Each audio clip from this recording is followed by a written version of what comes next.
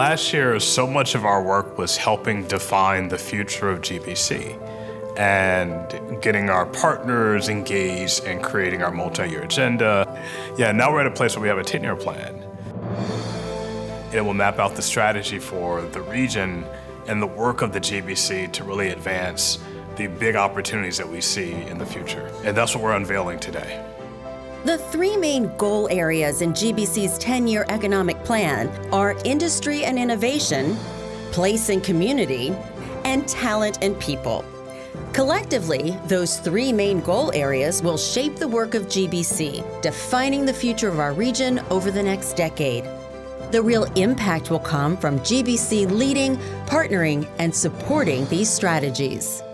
We have to be able to communicate who we are and what we value, and I think the 10-year plan will help us do that. And the second thing we need to do is execute on the plan.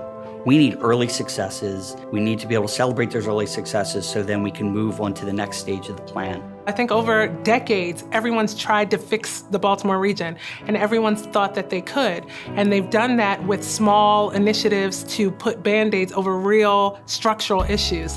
And I think having the 10-year roadmap is purposeful, and to have a progressive plan that builds upon itself is what we need to be successful and to overcome some of the challenges. The data says that Baltimore continues to be the driving engine, and that if Baltimore does well, then the rest of us will do well. So it's in the best interest of all of us to lift our state. We're ready to take our place on the global stage. We're an extraordinary community. We're a small town. We're also a city and a region that has, again, enviable assets. We're a global player, and I think that people want to be a part of that future and creating it. You can't be humble with your economic aspirations. And this is a moment for us to show the world that we're serious about creating jobs, creating opportunities, creating the next economy that will really help transform the world. Every jurisdiction has their strength, and they do great things. No county or city can do it alone, so we have to work together. And it's great to have like an overarching organization like the GBC to help pull everybody together.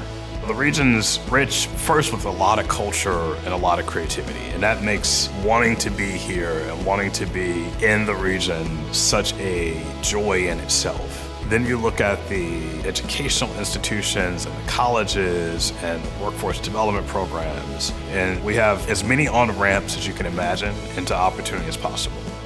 This has never happened before, especially for community colleges. And now we're being recognized for the role that we can play in advancing these big goals for technology, these big goals for cybersecurity, these big goals for biotechnology.